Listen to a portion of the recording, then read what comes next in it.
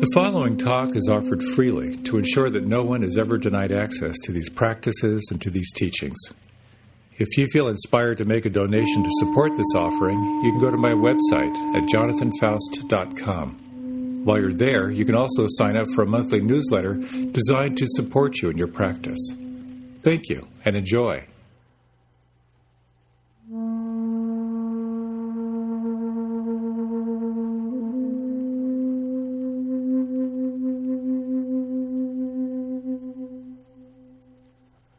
So it was about 5:30 in the morning.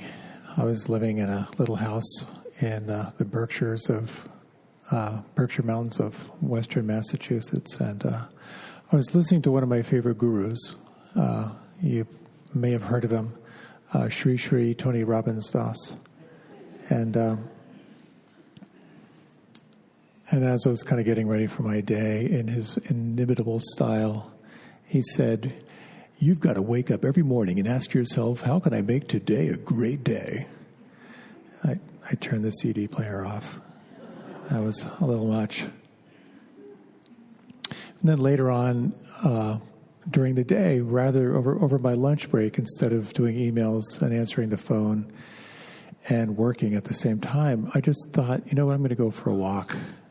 And I kind of went outside and I had some great conversations. I came back and I was really refreshed from my work in the afternoon. And then it was time to go home. I was commuting on a motorcycle back then. I thought, I'm going to go this other way over the mountain. I had this great ride, and I was doing my evening meditation, and I realized that I had just had one of the best days of my life. It's a really interesting question. Do you make life happen, or do you let life happen? I know for myself, I've lived my life pretty much through this lens of a never-ending self-improvement process. I think many of us have.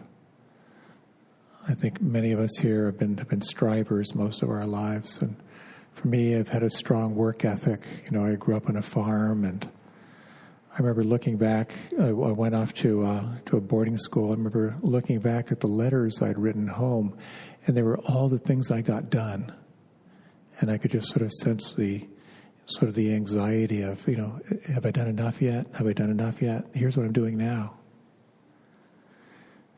So here we are in the beginning of a new year with a radical question of, how could 2020 be the best year of your life?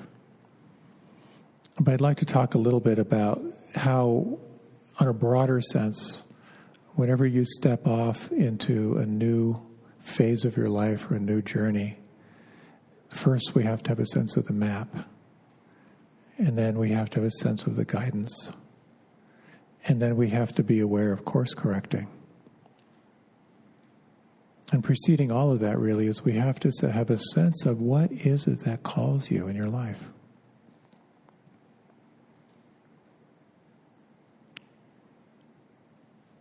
I've always loved the metaphor of the hero's journey. And of course it fits in beautifully with the allegory of the Buddha's life. And first, there's a calling. And everyone experiences this. There's some calling of what's possible in your life. And that's followed by resistance. You don't want to answer the call. And then something calls you forward.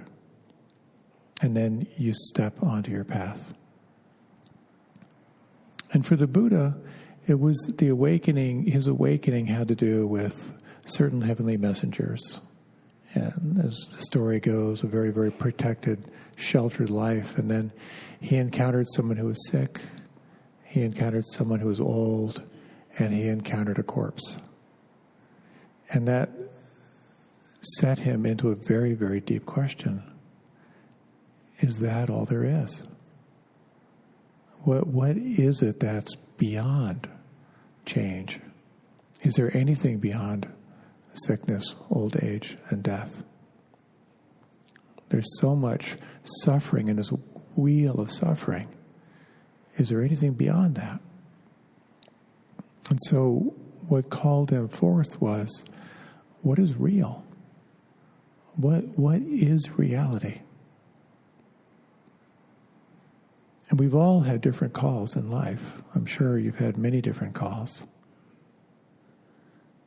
Sometimes we're called to a profession, or we're called to raise a family, or we're called not to raise a family, to a job or a degree, some way of serving. And our callings change over life. In the Vedas, they talk of the stages of life, that the first stage of life is being the good child, and the second stage of life is being the good student. The next stage of life is being the good provider. And then the next stage of life, when all the providing is handled, is dedicated to awakening and to service. In the Buddha's journey and in his awakening, one of his primary realizations was seeing that everyone was looking for happiness in exactly the wrong way.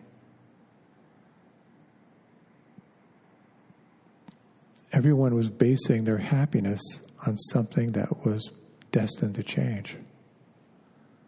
It's like building a skyscraper on sand. It's not reliable. It's not permanent. And so there was a fourth heavenly messenger beyond sickness, old age, and death that called him forward. And that was one day when he was out wandering and he saw a sannyasi. And a sannyasi is basically a monk, someone who's renounced worldly pleasures in order to seek deeper into the nature of reality. And after a conversation with him, he knew that's what he wanted.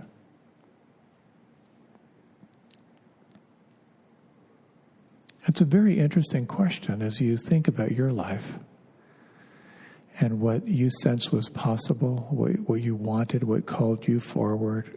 Who were the heroes that you had as a child, or who you had growing up? Who were your heroes, your models, the people that you aspired to, or qualities you saw that you wanted to emulate? For me, my father was a hero. He was a funny, bright, kind person that everyone loved. And I noticed that in my own life, as I was fortunate to kind of fall into meditation quite early at the age of 15, I got very excited about it. I learned transcendental meditation, so Maharishi Mahesh Yogi was a very interesting character. There was a lot of powerful truth coming through this guy that really, really affected me. And in reading books, when I was younger, reading Autobiography of a Yogi, and a deep bow to Ram Dass, Richard Alpert, who passed last week. His book, Grist for the Mill, in college was a turning point in my life. I knew that I was going to live an unconventional life. And so far I have.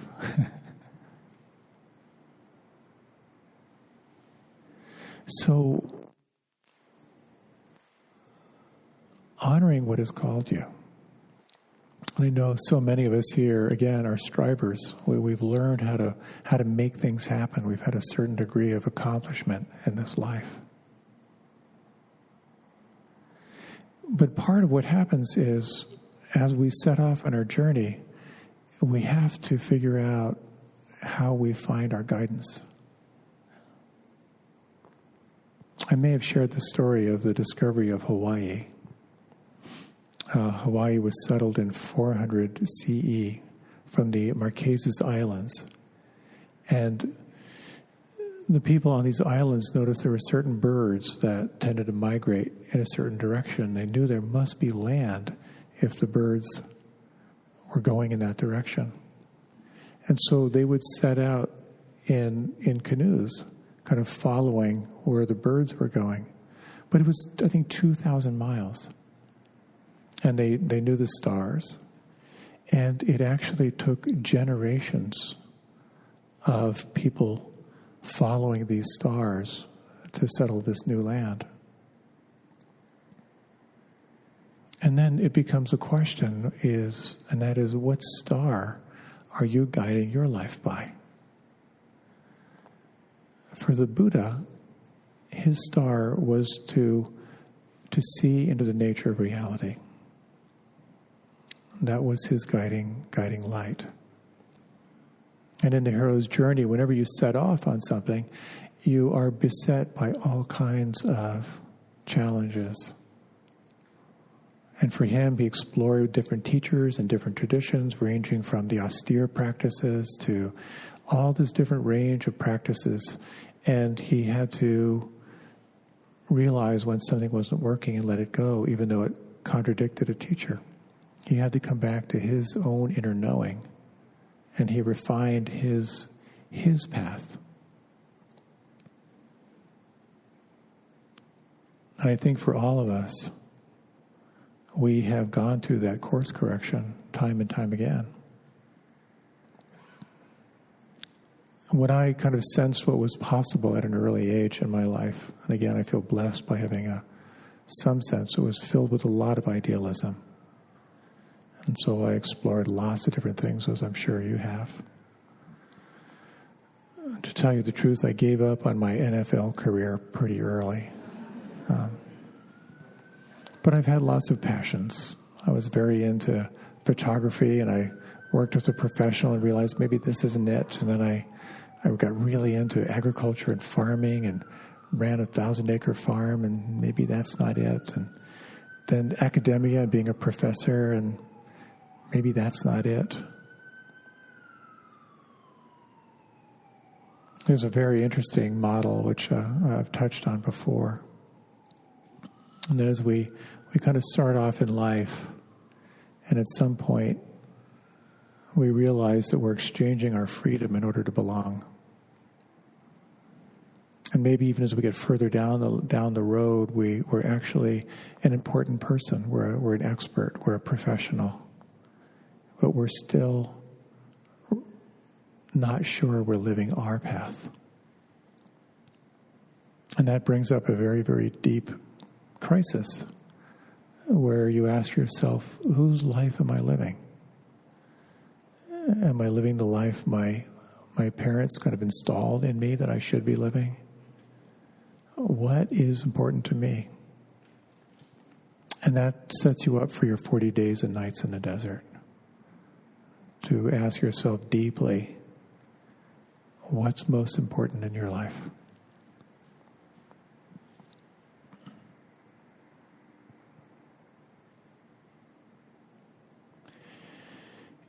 Part of the 40 days and nights in the desert was actually literal for me.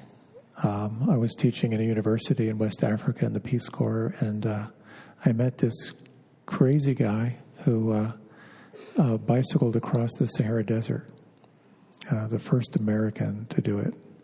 And that got me very inspired. I decided I'd do the same thing from the south to the north. And I really wanted my life to be different on the other side. I realize now in retrospect. And so I took off on my trek, and the Harmattan winds were horrible that year, these dust-laden winds. The hot season came early. I came very, very close to not surviving it. But funnily enough, I ended up in an ashram where I was surrounded by other practitioners. And I began to recognize what felt more like my path. And I like to think of it, there's called the Bodhisattva ideal, that you awaken through conscious service. And so I feel really, really grateful to be living the life that I am. And it becomes a question of, when you're on your path, how do you course correct? How do you know when you're off course? And this gets very, very curious, because when you look at how to be in the moment, look at all the meditative traditions that will tell you how you should meet your moment. There are those that say you need to focus on moment to moment to moment awareness. Use concentration to arrive. And other traditions say that's not it at all. It's about being the witness, noticing what's changing and noticing your relationship to it. And others say, no, those people are pagans. What you need to do is learn how to bring loving presence and kindness into every moment. That's the path. And others say, no. No, it's about deconstructing the moment. Look where the suffering is and unwind those tendrils of stress and tension. And others say, no, that's really not it. Because all that is trying. Just stop trying. That's the path. It's really confusing. And the more you learn about meditation, the more confusing it gets. Because there's so much contradiction. But what it points to is incredibly powerful. I really believe that when you cultivate mindfulness, and by that I mean non-judging awareness, you really have two essential questions. What exactly am I experiencing right now? And how does this moment want me to be with it? It's a practice of self-awareness and self-diagnosis. Because there are times when cultivating moment-to-moment attention is exactly what you need. Bring yourself back and re-arrive. And there are times when deconstructing something really, really tight skillfully can lead to a loosening and more freedom.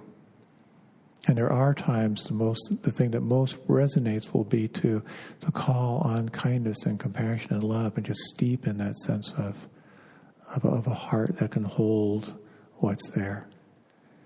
And there are times when it's very powerful to just sit back and be the open monitor of what's flowing through. And there are times when the most skillful thing you can do is just stop and just let it all be.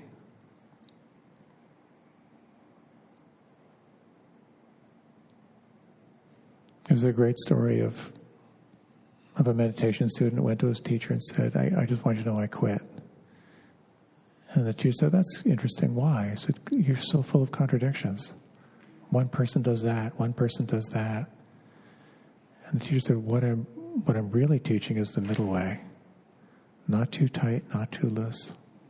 That's the practice. Some people call it the pathless path. It's just this moment and how to be with it. So as you sense your own life and what's unfolding,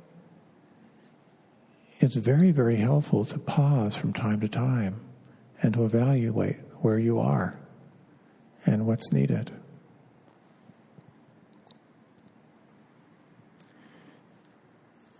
The Buddha famously said that you have to understand that no one is going to save you.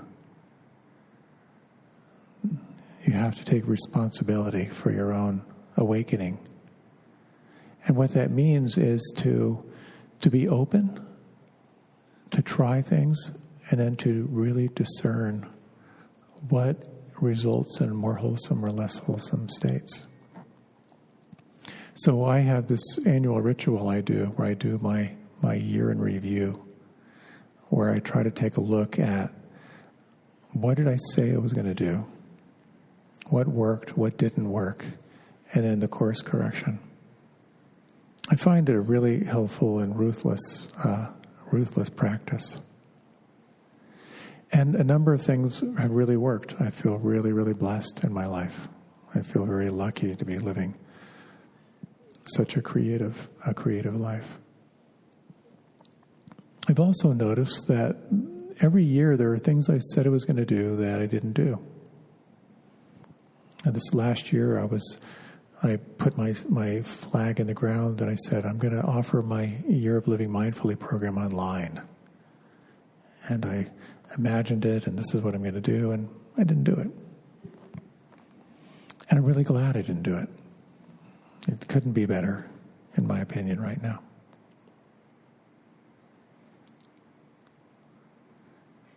I was also going to do a photo exhibit here at the church, and that didn't work out.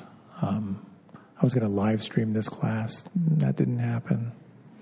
I was going to do this big simplification project. Didn't quite get there. But I'd like to offer a little inquiry, if you don't mind, a little assessment of your year in review. If you like, you can close your eyes.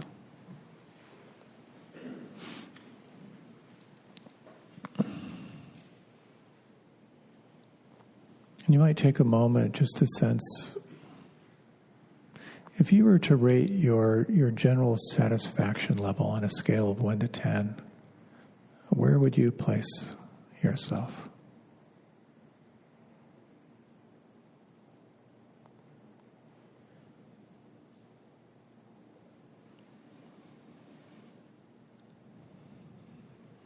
When you reflect on this last year,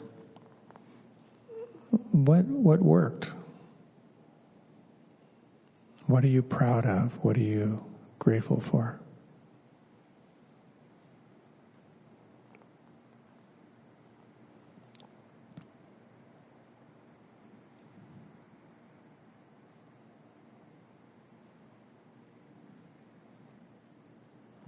And what didn't work? Where do you sense you may have fallen short of your plans?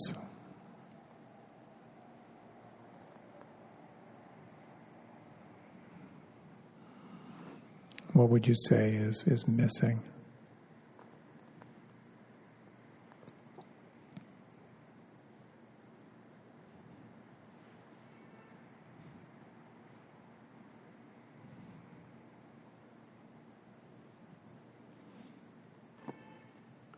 And you might begin to just sense what calls you forward.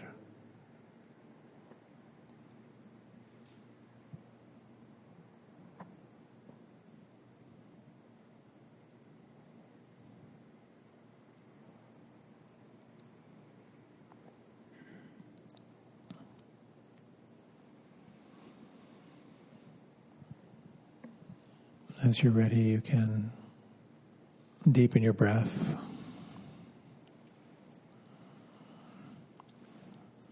And if you like, you can open the eyes or you can remain with them closed.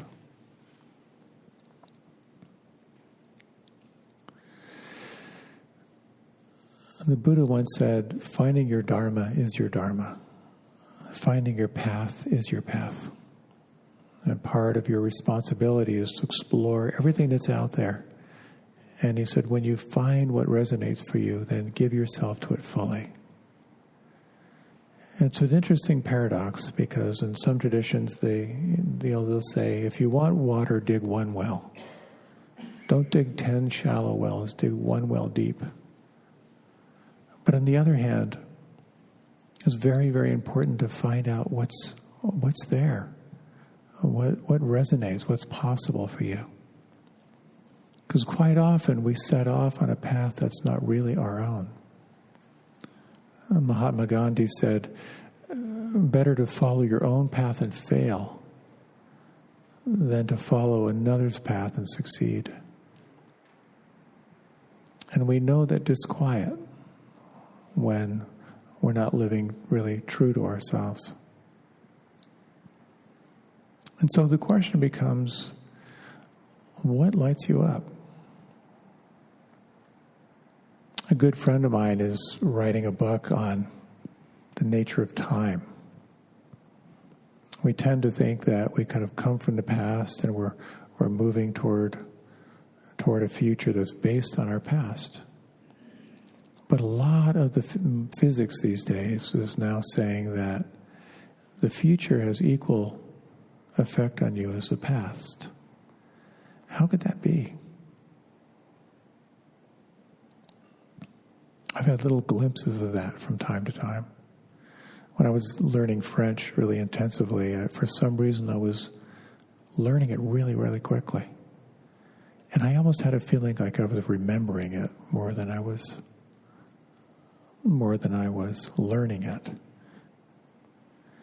And And an interesting thing to look at is, what do you most enjoy right now in your life?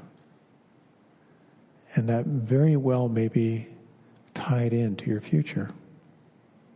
That may be your future saying, hey, a little more of this. Just a little more of this. And I've noticed that when I either read about or talk with people who have developed a real skill over the course of their life, that it's something they just do, the nature of what they do. I was reading an interview about Gahan Wilson, the cartoonist, who he wrote those really macabre cartoons in the New Yorker. And he said that he just started doodling when he was a little kid. He said most cartoonists were just doodlers from the very beginning. They couldn't stop doodling. So the question is, what most lights you up in your life?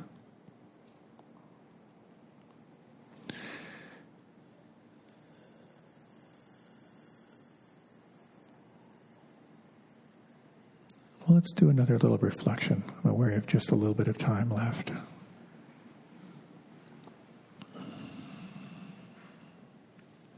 As you close your eyes, and as you feel your breath,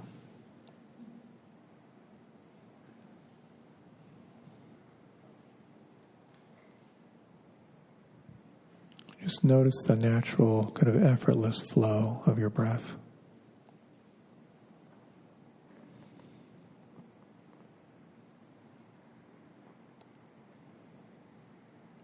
And an interesting lens to sense this life is to reflect on what you're grateful for, what you appreciate right now in your life. And if you would, over this next minute or so, just sense if you can think of 3 things that you're grateful for, that you appreciate.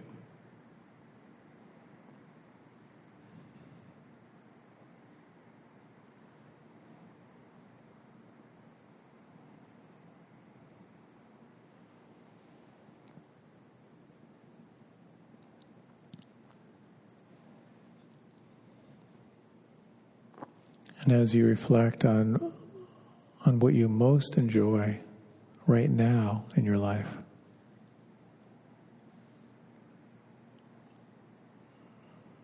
and as you think about this, what does that feel like on the inside? Gratitude, appreciation.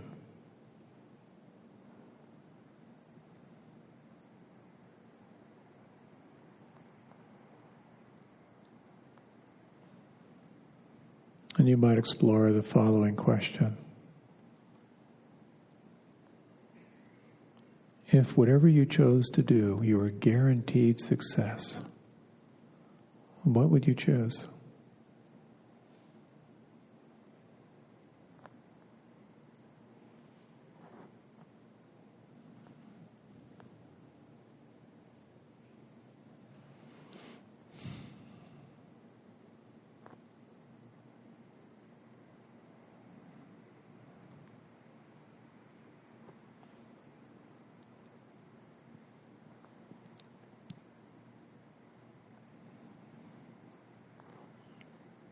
And you might just imagine for a moment, toward the end of your life, whenever that may be, looking back, what would you most appreciate in this life? What was most important to you?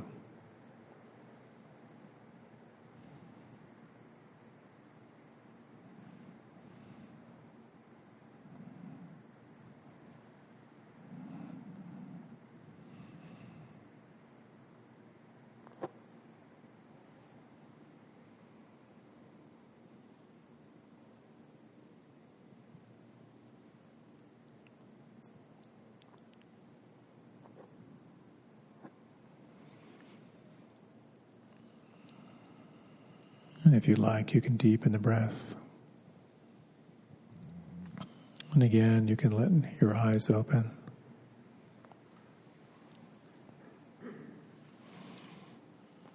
I've talked a bit in the past how one part of our life is reacting to all the things that just happen. Another part of our life is doing everything we said we were going to do. Another part of life is thinking about where we want to be down the road. And another part of life is about simply being present. And that's meditation, it's art, it's poetry, it's being in nature, it's being with loved ones. And how if we don't give enough time to that fourth part, everything slides into the first part where we're just reacting to life. So I found it so helpful to reflect on the things that really feed you, things that are really, really, that bring you present in your life. And for me, it's had a lot to do with creativity. So much of my life, I grew up on a farm, strong work ethic, and my decades in the ashram are 6.5 days a week and that's kind of the way I live now. But taking the time to create has been so nurturing for me. And I've really been into something now for a couple of years I call the minimum effective dose. What's the smallest amount I can do that's going to give me the biggest bang for the buck? And so I've also found that if I build in little daily practices, if I do something daily, it becomes a routine over time. And so I was just reflecting how I decided I would write in my journal every day. Starting about 5 years ago, but it didn't matter how long. It could be 2 words. But I just checked this morning. I have 4,886 journal entries just from one thing every day, no matter what. Last year, I decided as a little creative venture that I would do 1 cartoon a day, just sketching on my iPad. Doesn't take long. I have 400 cartoons. I'm not saying any of them were any good, but it's kind of a fun process. I have a promise that I would shoot an image on my camera every day, at least one. I shot 16,000 this year. It's very interesting to think of, like, what are the little things you could do that would feed you on a daily basis? As my wife says, that she meditates every day no matter what. The out is, she doesn't say how long. Even if it's just a minute of just taking a moment to consciously pause, can really feed you in a really powerful way. So part of sensing what calls you in the future, I'd like to take, we have just a little bit of time left, but I'd like to lead a little final meditation on this, is it can be very helpful to imagine a future time, a future event. And quite often it's a practice I've kind of got in the habit of. Whenever I write a Dharma talk, I write down, how do I want to feel at the end? And that becomes a little bit of a guiding light. And there's so much research done on now in creating habits and so forth. But one thing is to think of what are your values? Like, what's most important to you? And then what are the actions that you can commit to? So for me, it was like I really value creativity, just the mystery of creating something. So the committed actions were, I'm going to do these little things every day and see how they accumulate. One thing I've kind of explored this year is I'm pretty much of a freak around being as healthy as I can be. And part of that is I don't want to suffer. But the other side of the coin is I want to be as awake as I can be to serve as best I can. And so when I think of the year ahead, how do I want to feel in my body at the end of the year? And I want to feel healthy and vital and alive. And then as I look back, then to really ask myself, if that's how I want to feel, what advice does that future self have for me? What attitude adjustment is required? Well, maybe I need to really commit to a regime that I can actually do for the whole year? What kind of support would I need? And these questions have helped me to kind of sense how I'm called into the future. So we'll end with a short meditation here on this particular topic. So again, you might close your eyes and you might think of just one particular element or quality of your life that you would like to enhance, you'd like to bring more alive. It might be a skill, it might be your health, it might be an issue with your work, a project that you're excited about. And you might select a time down the road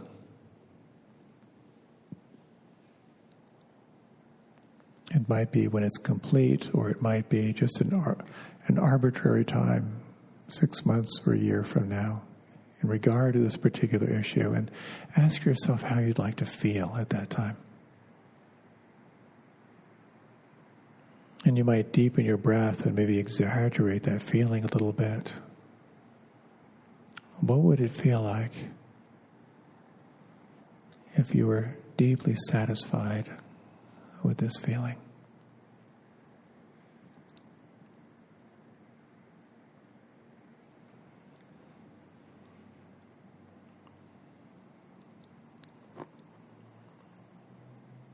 And if you could imagine yourself in the future with that quality of feeling alive and vibrant inside,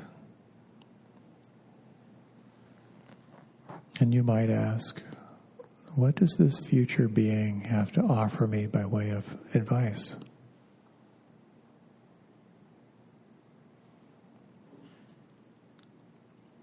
What attitude adjustment would be required right now?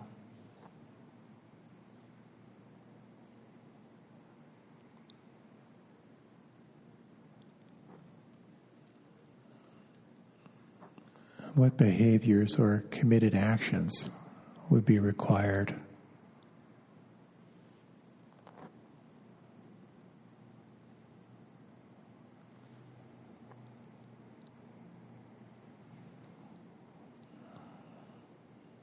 And what kind of support would you need to bring this alive?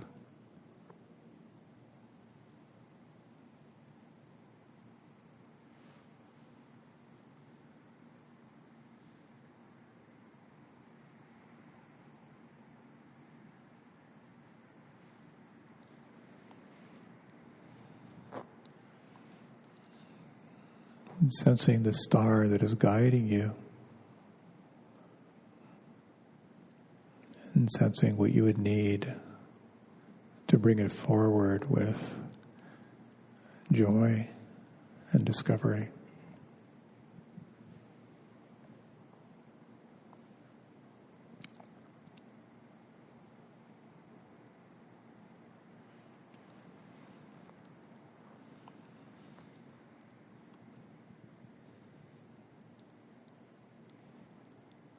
And we'll close with these words from John O'Donohue. May you awaken to the mystery of being here and enter the quiet immensity of your own presence. May you have joy and peace in the temple of your senses. May you receive great encouragement when new frontiers beckon. May you respond to the call of your gifts and find the courage to follow its path. May the warmth of your heart keep your presence aflame, and may anxiety never linger about you. May your outer dignity mirror an inner dignity of the soul. May you take time to celebrate the quiet miracles that seek no attention. May you be consoled in the secret sympathy of your soul. May you experience each day as a sacred gift woven around the heart of wonder.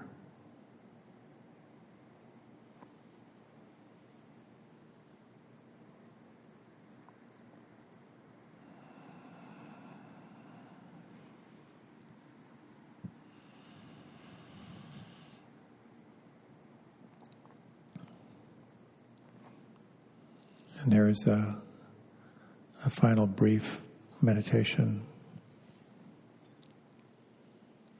and that is a reflection on the offering of merit,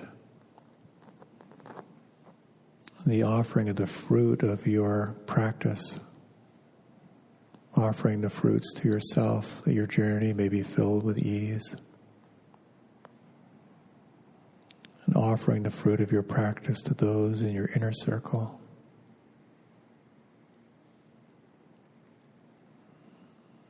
And imagining it radiating out to all beings in all directions without discrimination.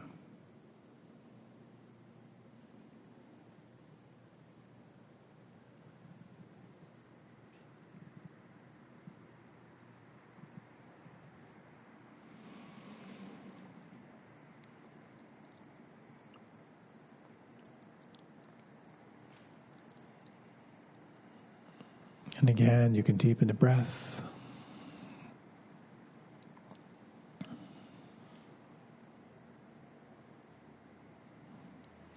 And when you're ready, you can open your eyes. Thank you so much for your kind attention. Happy New Year. May this year be filled with unprecedented joys and unexpected pleasures. And the first one being cookies. I saw the cookie cart go by. Enjoy your evening. Thank you.